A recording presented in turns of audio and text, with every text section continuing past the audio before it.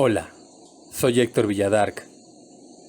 Y tal vez no lo sepas, pero además de ser un amante de lo paranormal, también soy un gran fanático de los libros. Tengo una enorme colección. Tengo libros nuevos, viejos, e incluso tengo algunos libros prohibidos. Los tengo en libreros, en roperos, en archiveros y hasta en la alacena de mi cocina. En estas breves cápsulas trataré de mostrarte parte de mi colección, hablarte sobre mis libros, mostrártelos y quizá convencerte de que debes de tenerlo. Espero que te sean útiles en algún momento, pero más espero que disfrutes tanto como yo disfruté haciendo estas cápsulas para ti. Gózalas y ten macabras letras.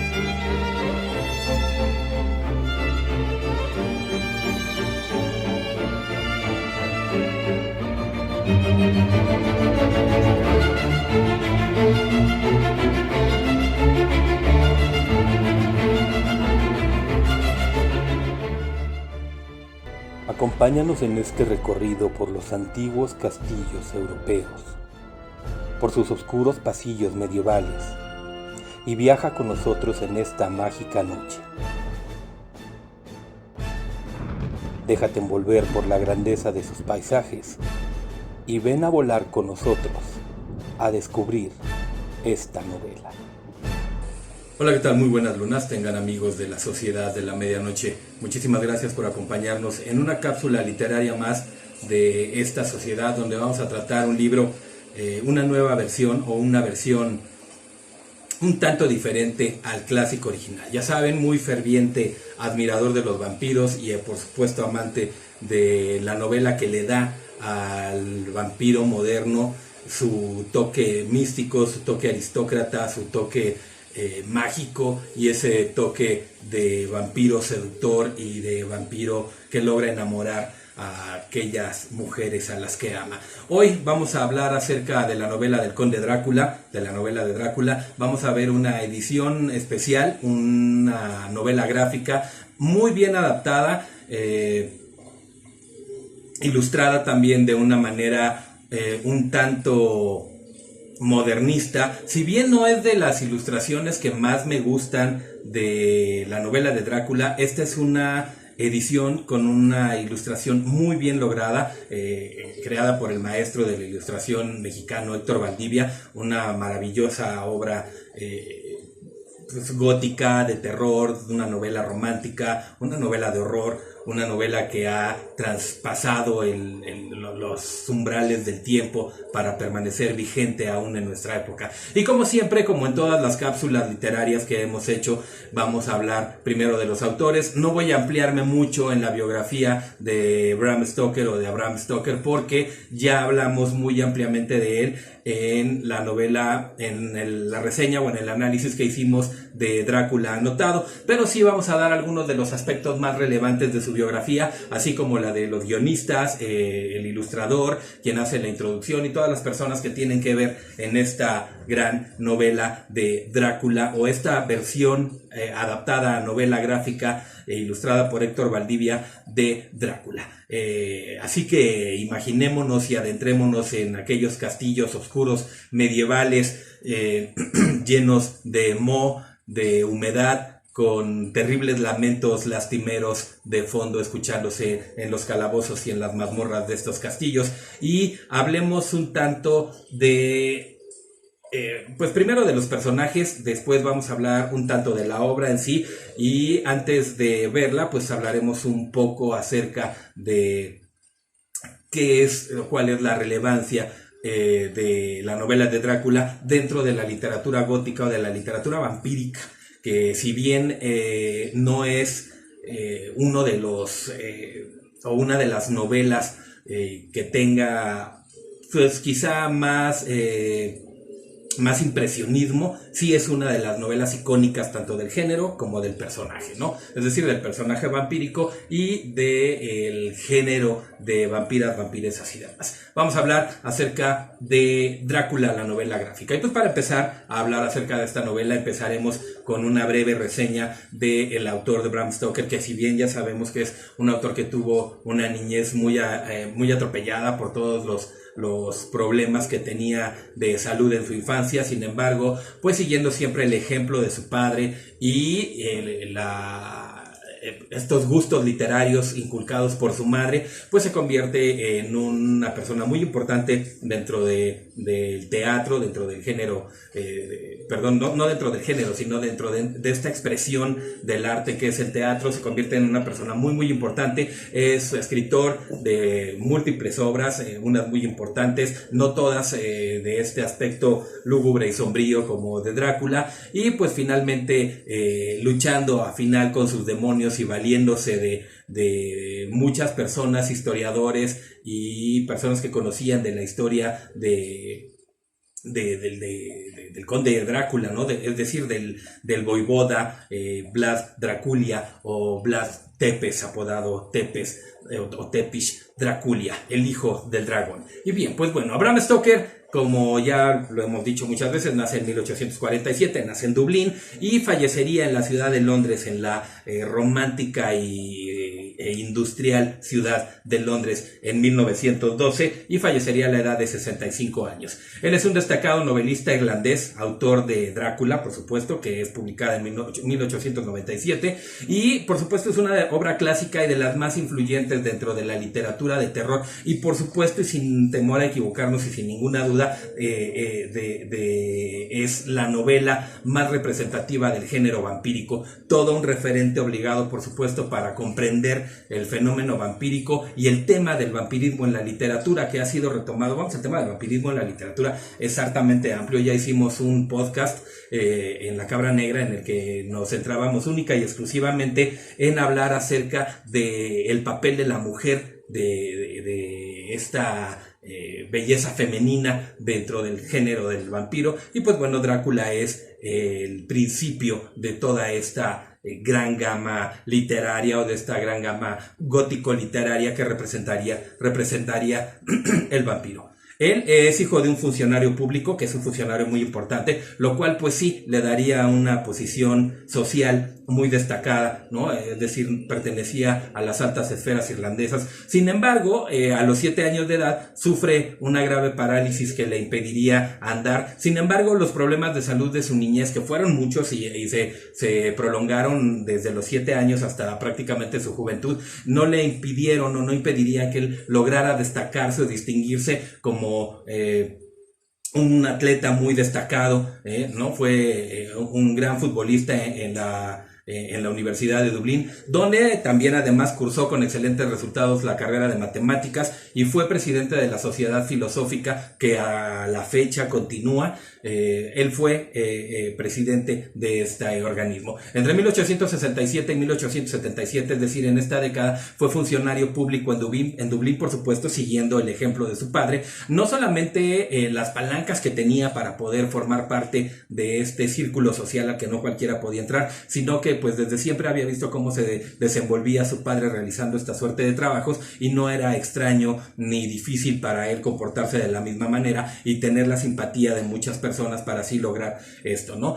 Bueno, en esta misma época, es decir, entre 1867 y 1877, siguiendo cierta inclinación que sentía hacia el teatro, que también fue posiblemente heredada por su padre, porque su padre era un ferviente admirador del teatro. Él escribe pues ciertas críticas para las diferentes obras de teatro, es decir, la llamada crítica dramática para The Evening Mail. Esto lo hace sin recibir por ello ninguna compensación económica, es decir, lo hace por amor al arte. Sin embargo, The Evening Mail pues reconoce que es bastante buena su crítica y le dan la oportunidad de que publique esta columna dentro de su periódico. Más tarde, es decir, un año después, en 1878, conoce a su ídolo, el actor inglés Henry Irving, y nace entre ellos una muy grande amistad que perduraría hasta el fallecimiento de Irving, ¿no? Stecker se convierte en un representante, es decir, en el representante y además en el secretario personal de este actor, y ocupa este empleo los próximos 27 años hasta que finalmente fallece Irving. Dentro de las labores que él hacía, pues se encargaba incluso de la correspondencia personal de Irving y le acompañó, por supuesto, en sus múltiples giras y estuvo al lado en todo momento, incluso en el fatídico momento de su muerte.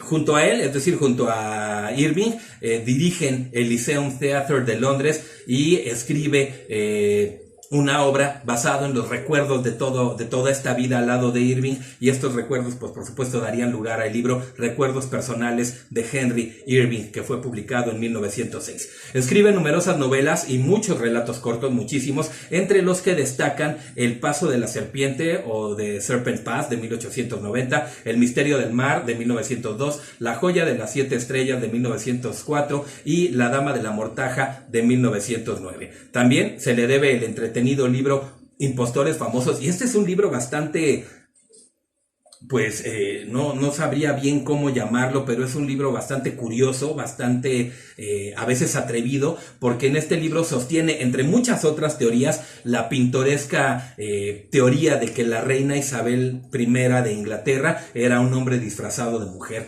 pero... Y además lo trata, es decir, esta teoría la refuta o la demuestra, no la refuta, la demuestra con muchas evidencias que ponen en duda si la reina primera de Isabel era un hombre o una mujer. Pero bueno, como ya sabemos, su obra más célebre sería sin duda alguna El Drácula de 1897, novela en la que construyó a través...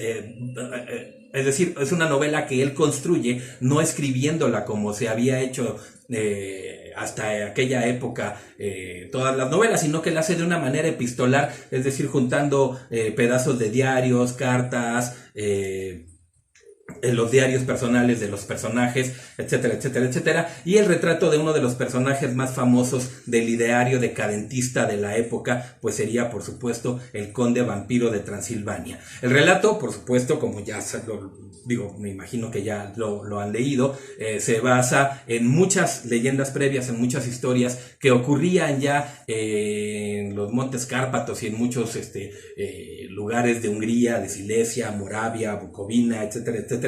Recopiló una gran cantidad del folclore de todas esas tierras para poder amalgamar a un personaje que fuera tan mágico de todas esas tierras donde él asegura que es donde surgen todas las supersticiones del mundo y crear así al conde Drácula. Aunque Stoker consigue una unidad de efecto e inquietantes resonancias eróticas y simbólicas, suprimiendo las fronteras sensibles entre la vida y la muerte, por supuesto a través de un juego de seducción y de un gran poder y sugerencia, la novela de Drácula pues se convierte en uno de los bestsellers editoriales a lo largo de todo el siglo XX y además es una fructífera obra que inspira muchas películas, ¿no?, para el cine, dando lugar a un auténtico reguero, como les digo, un auténtico reguero de películas a partir de la obra maestra del cineasta alemán Friedrich Murnau de 1922 y por supuesto la protagonizada en 1931 por Bela Lugosi, y entre las más recientes destaca, y yo creo que es la más acercada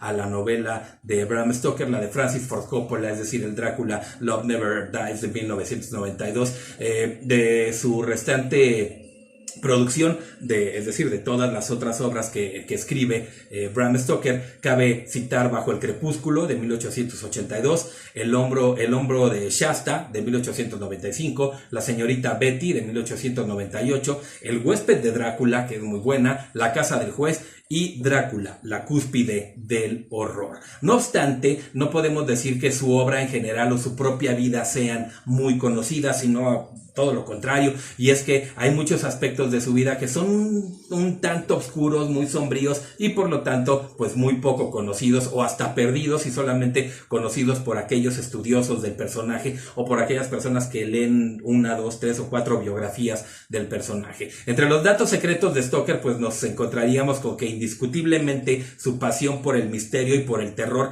le viene dado por parte de su madre, y es que durante los primeros años de vida, años en los que Stoker está postrado en cama, pues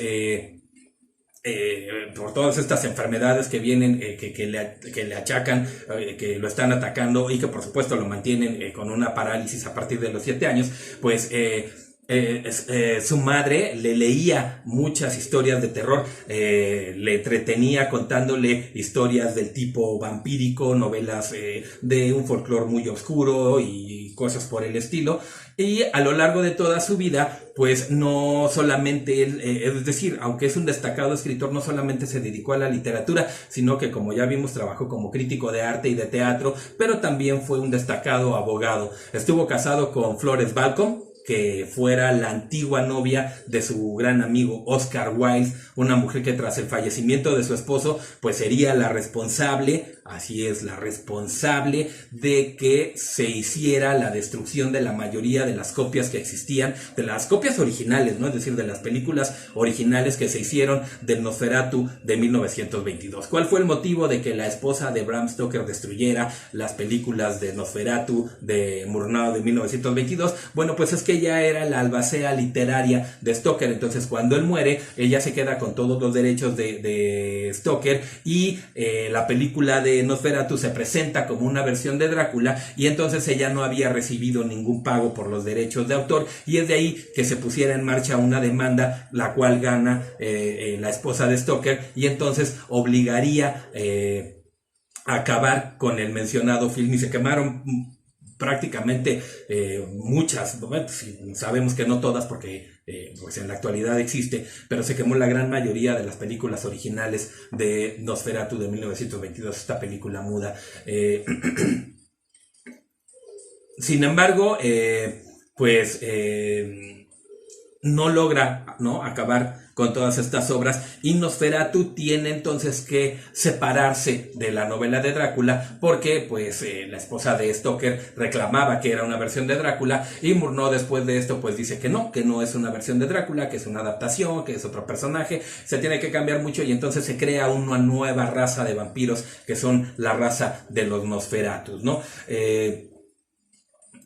Bueno, pues entonces se vieron obligados a acabar con esta película porque no se había dado no se había desembolsado ninguna cantidad económica para su esposa y aunque no todo el mundo lo sabe, la obra mítica estuvo precedida por una colección de cuentos titulada El invitado de Drácula que Florence, es decir, la esposa de Bram Stoker, decide publicar 2 años después de que Bram Stoker había muerto, ¿no?, del fallecimiento de su esposo, es decir, para poder llegar a la novela de Drácula de Stoker, desde antes ya se había hablado de él y se habían escrito muchas cosas que son en los documentos de Jonathan Harker, que lo pueden ver en Drácula Anotado y cosas así, ¿no?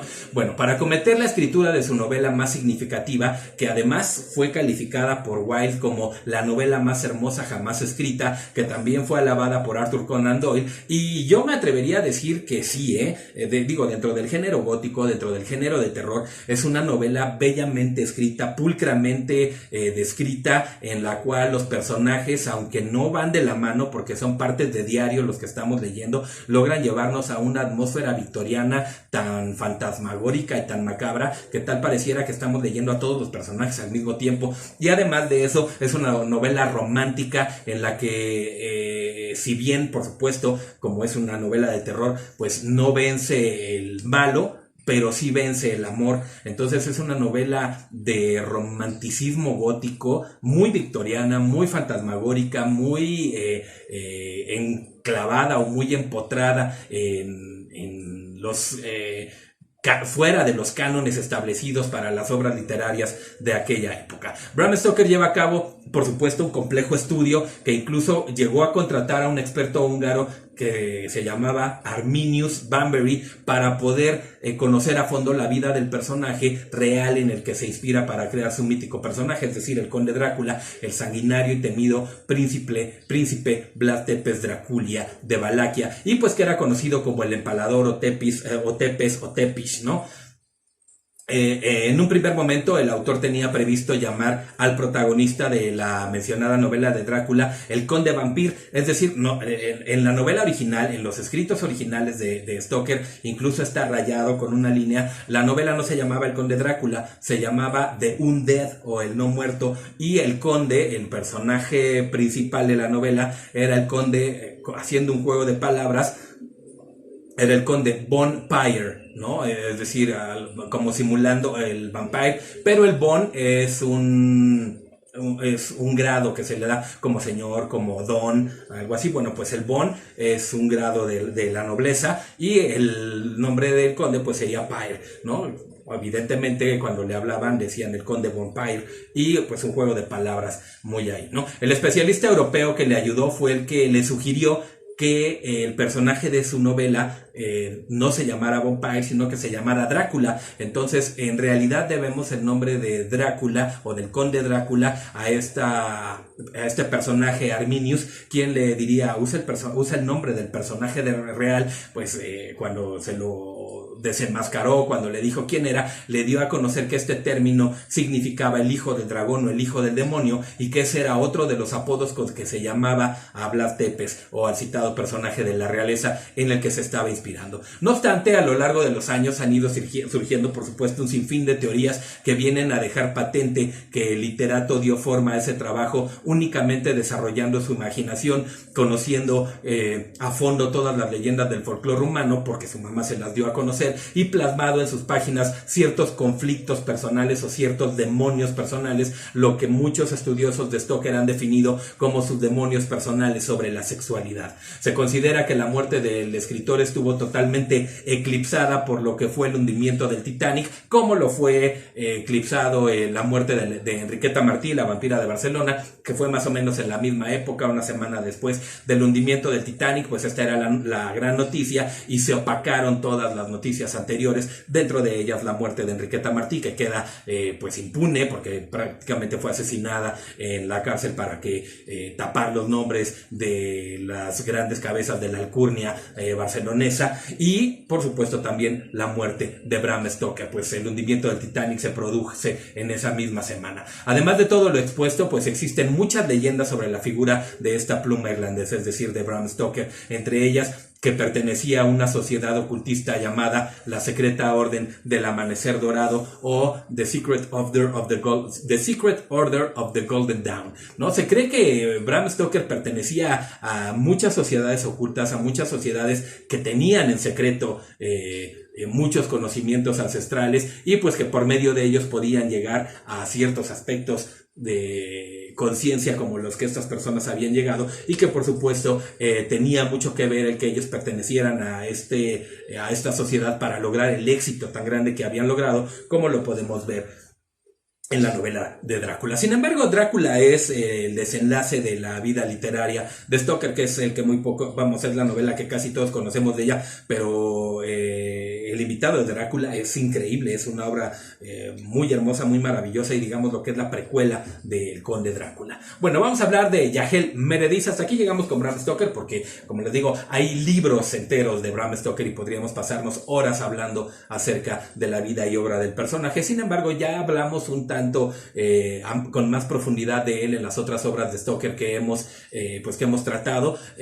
Si no han visto nuestra reseña de Drácula anotado, les recomiendo que se den una vuelta. Es un libro increíblemente maravilloso, lleno de citas, lleno de apuntes, lleno de anotaciones que te hacen cuestionarte si lo que está plasmado en la novela de Drácula es simplemente ficción. Vamos a hablar de Yahel Meredith. Este personaje es quien da vida a uno de los narradores de la obra en esta adaptación, en esta novela gráfica de Drácula. Ella es maestra en lengua y literaturas inglesas por parte de la UNAM.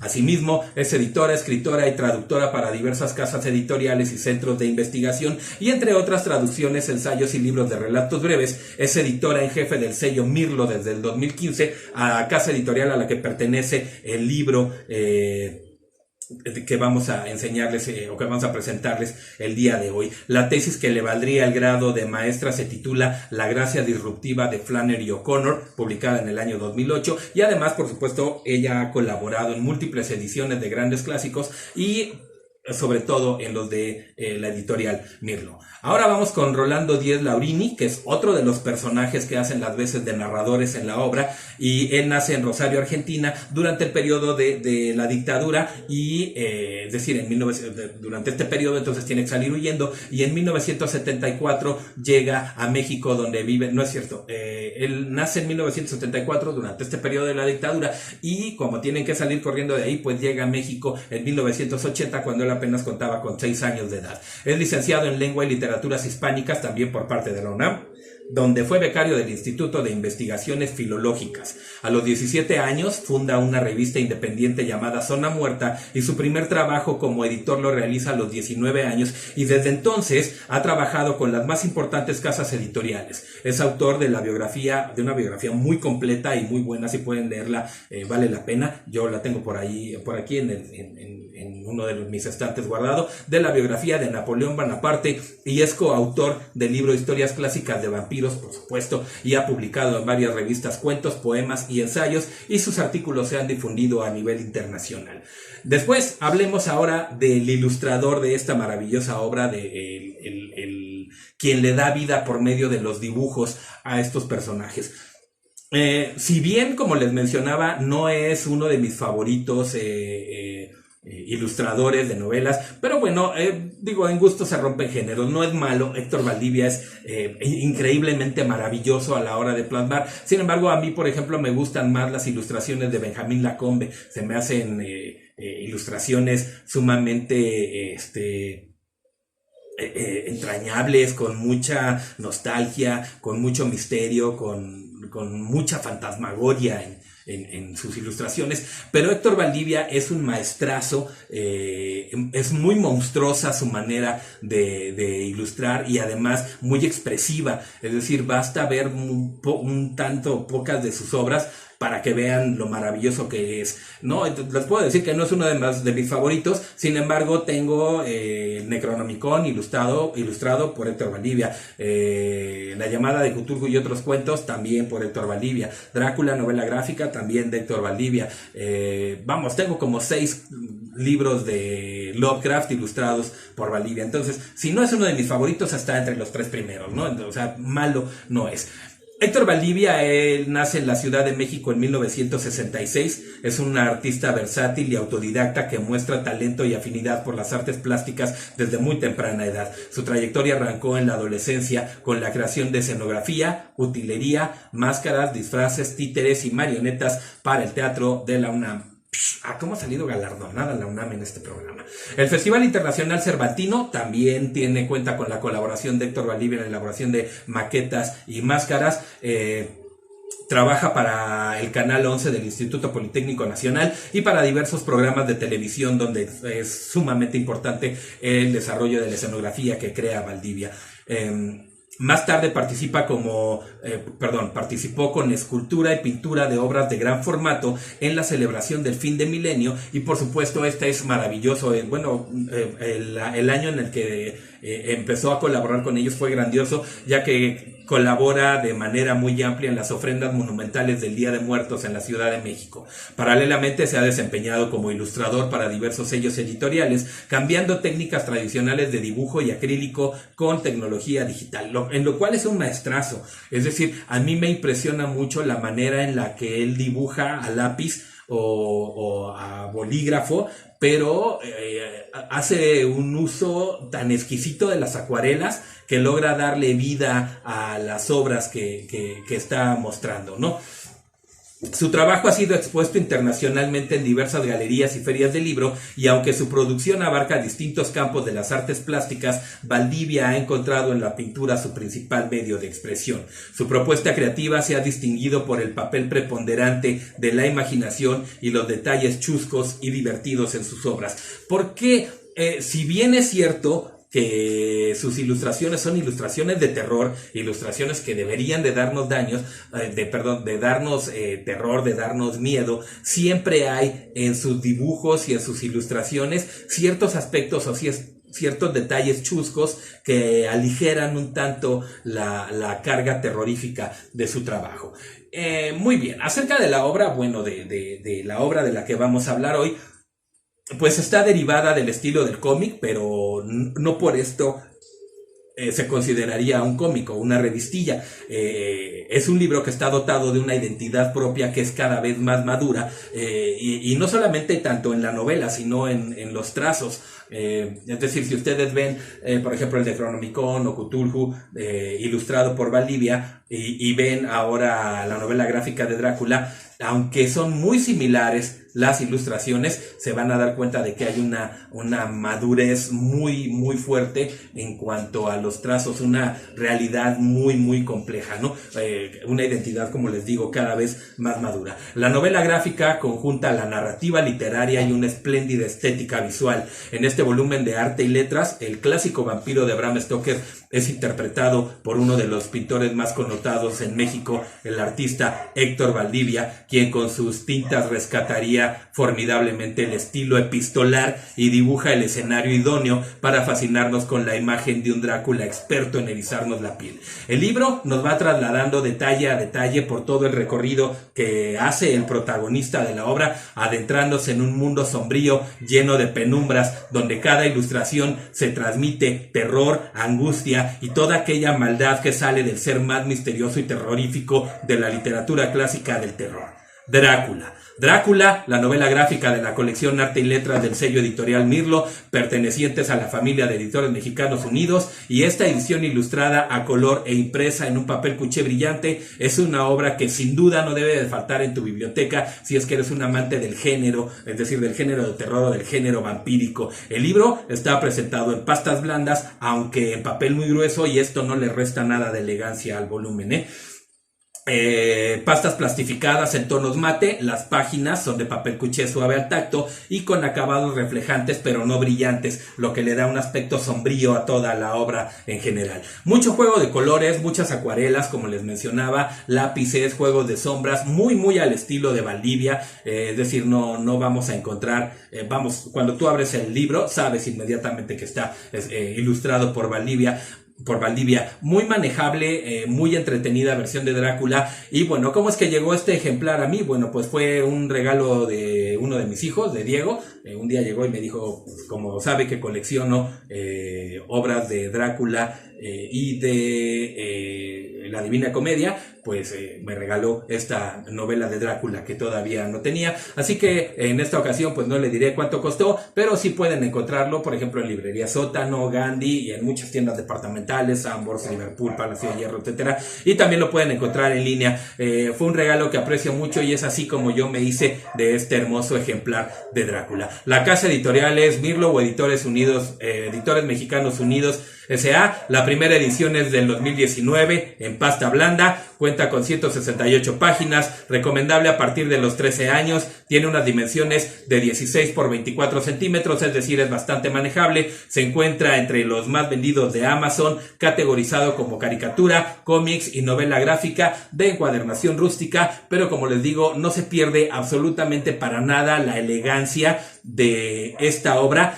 en la calidad en la que fue impresa, ilustrada, escrita y presentada finalmente al público. Pues bueno, la novela de Drácula, como ya les decían, no solamente es una historia de vampiros, es una historia de un vampiro que se convierte en el vampiro icónico de la literatura vampírica a partir de ahí. Es decir, el Drácula de Bram Stoker nos presenta al vampiro seductor, aristócrata, que si bien ya lo había tomado Polidori en su obra El vampiro, o este fue el que marca el hito de este tipo de vampiro, Drácula es el vampiro por excelencia, el que tiene conocimiento, que tiene un castillo en Europa, que tiene un guardarropa increíble, que puede viajar a todo el mundo y que puede seducir a todas las mujeres. Y a partir de ahí el género del vampirismo toma un giro bastante severo, dejando que el vampiro sardónico, el vampiro grotesco quede atrás y nos entretengamos ahora con el vampiro seductor del que todos nos enamoramos. Vamos a ver ahora sí la obra de Drácula ilustrada por Héctor Valdivia, que espero que sea del agrado de todos ustedes. Ok, esta es la obra. Novela gráfica, Drácula, Bram Stoker, arte de Héctor Valdivia, narrativa Yael Meredith y Rolando Díez, Mirlo. Este es el canto. ¿Dónde está al revés? Ahí está. Mirlo, arte y letras, arte Héctor Valdivia, novela gráfica, Drácula, Bram Stoker. Y por la parte de atrás una breve reseña, corresponde a la colección Arte y Letras. Esta es la casa editorial. Novela gráfica Drácula de Bram Stoker, y dice: derivada del estilo cómic, pero dotada de una identidad propia cada vez más madura, la novela gráfica conjunta la narrativa literaria y una espléndida estética visual. En este volumen de Arte y Letras, el clásico vampiro de Bram Stoker es interpretado por uno de los pintores más connotados en México, el artista Héctor Valdivia, quien con sus tintas rescata formidablemente el estilo epistolar y dibuja el escenario idóneo para fascinarnos con la imagen de un Drácula experto en erizarnos la piel. Ok, recordemos que el estilo epistolar es aquel estilo en el que se crea una obra literaria a raíz o aparte de recortes de periódicos, diarios personales de las personas, noticias, etcétera, etcétera, etcétera. Aquí está.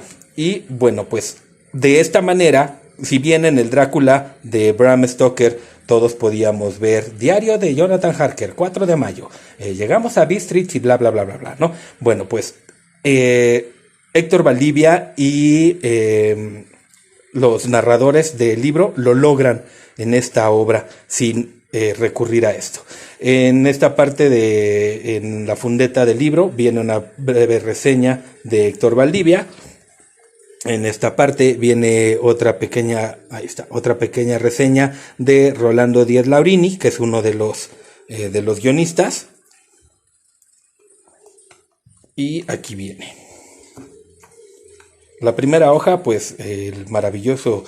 Además, recordemos que Valdivia se dedicaba a crear escenarios para el Festival Cervantino, Canal 11, ayudó en la elaboración de las ofrendas gigantescas en la Ciudad de México. Entonces sí está especializado hartamente en crear escenarios, y aquí lo vamos a ver muy bien. Igual muy dramática la primera perspectiva de esta obra.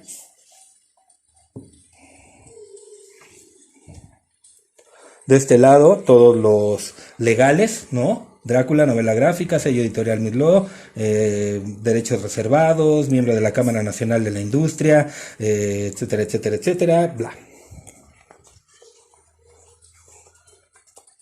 Aquí vemos a Jonathan Harker, y aquí es como empieza. Este es el estilo de Valdivia a 100%, ¿no?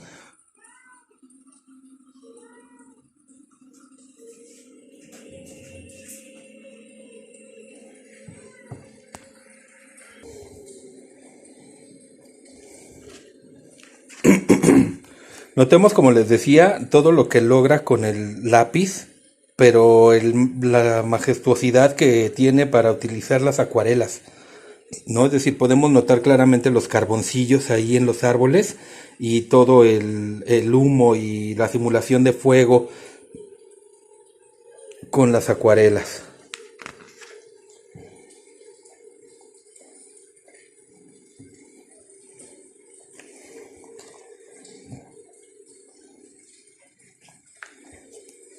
La profundidad que tienen el juego de sombras en personajes como este,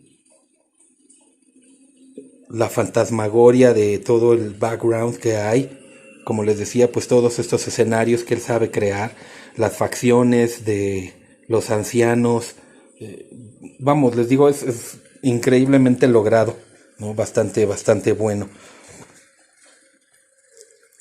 Como les decía, algunos detalles chuscos que siempre logra poner en sus obras como estos personajes.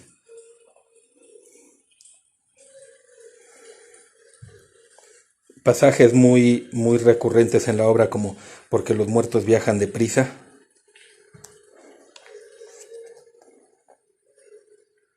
Lo que les decía, ¿no? La creación de escenografías monumentales muy grandes. Vean la maestría con la que puede dibujar a estos animales.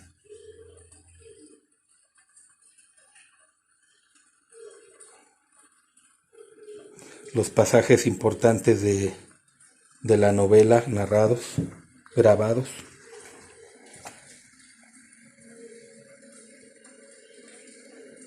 Los lobos, los hijos de la noche creando esa maravillosa música, dice Drácula. La entrada al castillo y por supuesto entre usted y deje un poco de su alegría aquí. Perdonen los charolazos, pero el acabado de las hojas es en papel cuché brillante, entonces pues el castillo, los fantasmas, las sombras.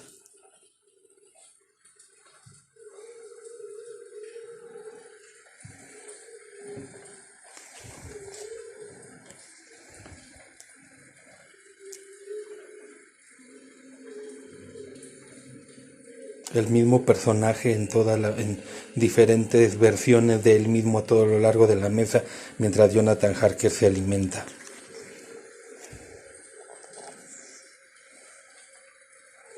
Miren la maestría de los trazos para poder crear personajes así.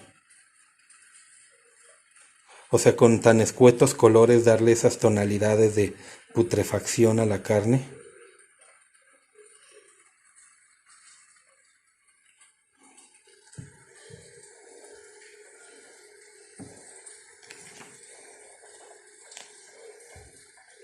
Muy detallados, muchos aspectos, es decir, vean todos los murciélagos que están ahí en la parte de arriba.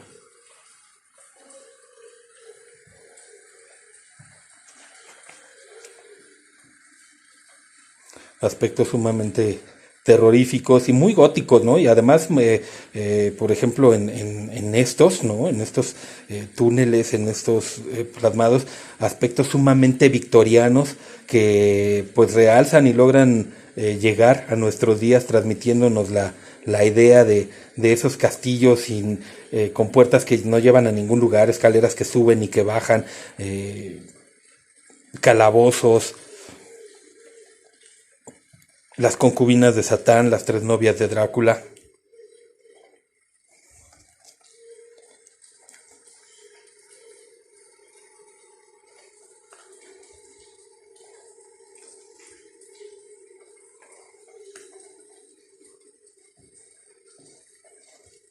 Dos expresiones de terror cuando logra descubrir pues que Drácula es un muerto vivo.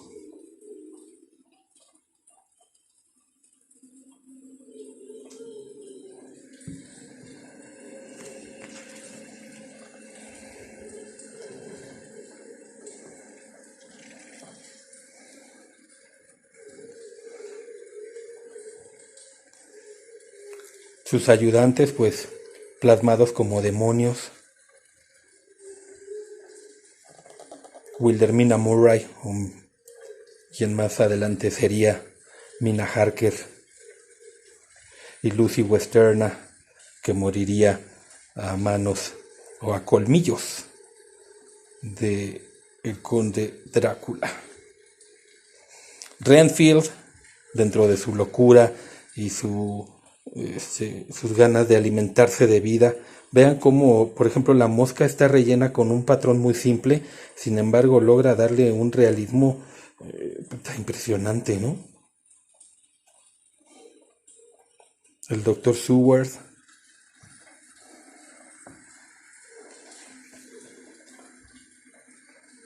por ahí va a salir Arthur Humboldt y Quincy P. Morris. Ahí cuando llega el Demeter a las costas al puerto de Whitby, donde pues baja un perro negro que escapa y toda la tripulación ha desaparecido. Sin embargo, encuentran el diario del capitán, quien está amarrado al timón. Aquí nuevamente pues estos aspectos sombríos, muy góticos, ¿no? Muy demoníacos algunos.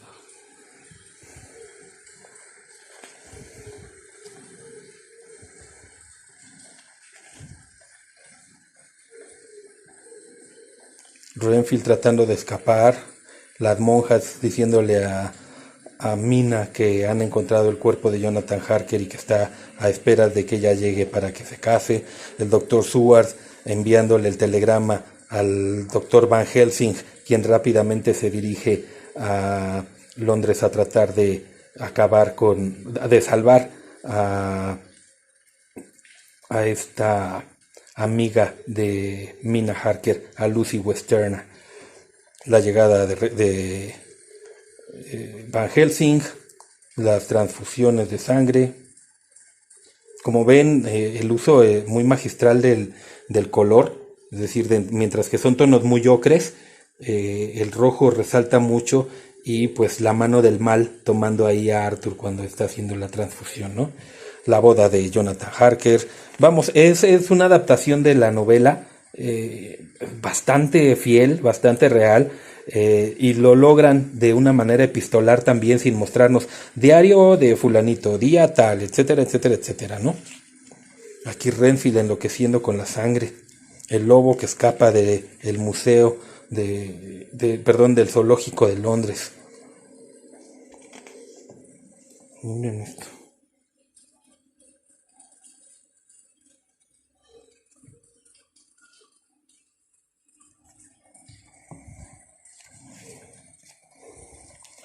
Aquí pues finalmente Lucy se ha convertido en un vampiro. Vean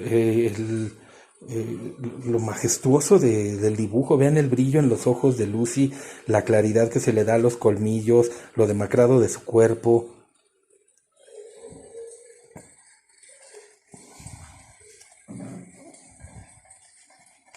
El entierro de Lucy, alimentándose de niños.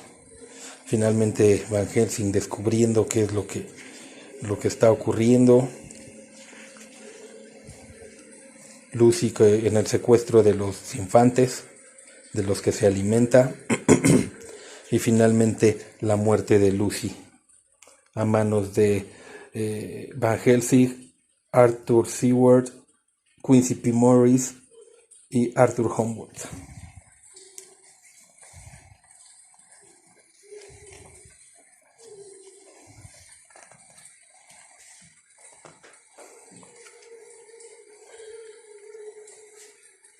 Cuando se transforma en roedores para escapar de ellos, cuando se hace novia de Mina. Es decir, vamos, miren los dibujos que tienen aquí.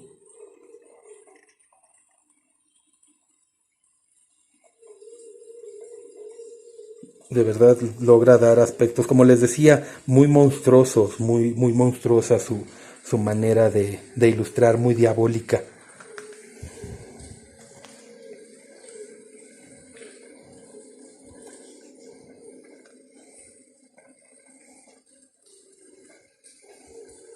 aquí dándole de beber de su sangre a Mina.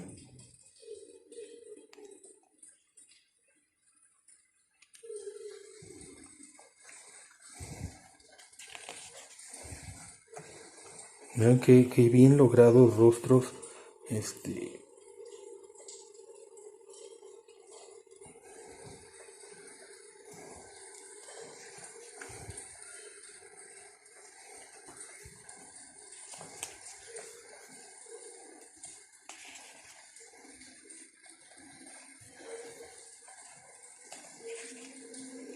Vean el uso de las sombras, ¿no? Cuando ya están escapando en una carrera contra el sol para poder acabar con él.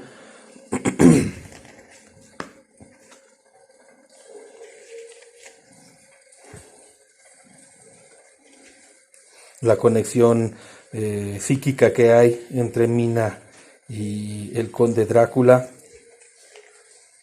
La carrera por los gallardos caballeros al tratar de vencerlo. Finalmente, pues cuando arriban al castillo, aquí cuando Van Helsing pues tiene que acabar con la vida de las concubinas de Satán, de las novias de Drácula, que pues sí acaba con ellos, pero finalmente ellas los dejan sin transporte, se alimentan de sus caballos y pues quedan perdidos lejos del castillo. No muy lejos porque emprenden caminatas a misma noche y llegan al mismo tiempo que los cazadores de Drácula. Entonces, bueno, si se dan cuenta, sí está como a manera de cómic, de novela gráfica, sin embargo es bastante madura, bastante fuerte, no pasaría por un cómic, sino más bien como lo que es, como una novela gráfica, ¿no? Estos aspectos, como les digo, estos aspectos chuscos que siempre logra poner en su obra Valdivia.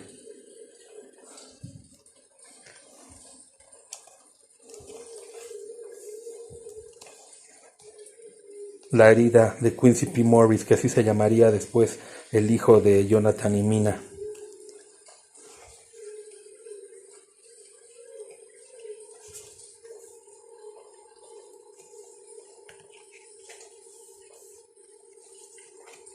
La carrera por la vida del demonio o del conde Drácula y cómo finalmente pues muere.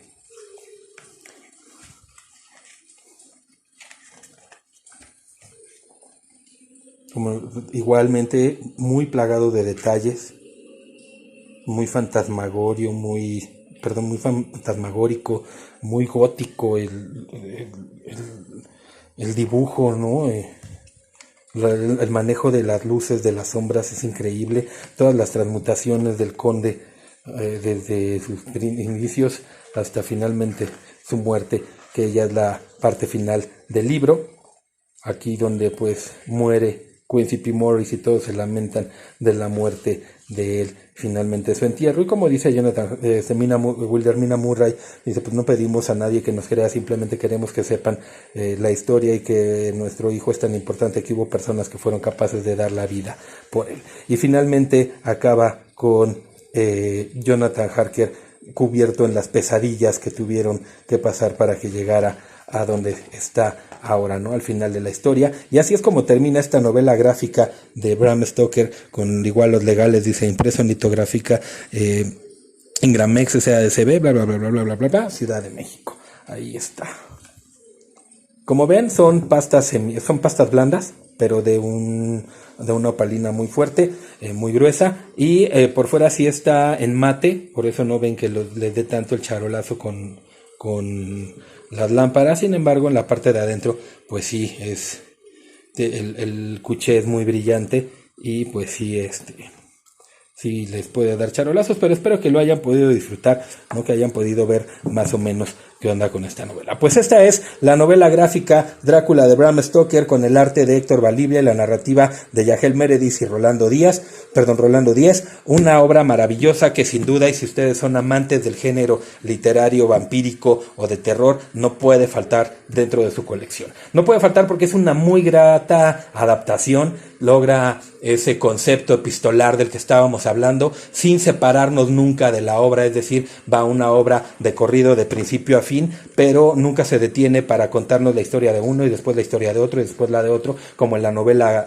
original de Bram Stoker. Una increíble adaptación, unos maravillosos trazos, muy buenas ilustraciones, sin duda una obra maravillosa, esta novela gráfica de Drácula de Bram Stoker, ilustrada por Héctor Valdivia. El costo, bueno, pues ya les dije que no se los puedo decir, pero es muy fácil encontrarlo y pues si estaban ante la duda de si comprarlo o no lo compren, siempre que vean un Drácula que no tengan, cómprenlo, no importa si es bueno o malo, es bueno, yo porque los colecciono, pero cualquier versión de Drácula que ustedes compren pues les dará una perspectiva diferente. Así que pues les va a dejar un muy grato sabor de boca, muy digerible para leerlo, es decir, lo puedes leer en cuestión de horas, es muy rico. Te tardas más tiempo en estar analizando las ilustraciones de Valdivia y en referirlas a la novela original que en realidad leer el texto de la novela. Entonces, si estabas buscando alguna reseña de este libro para convencerte de comprarlo,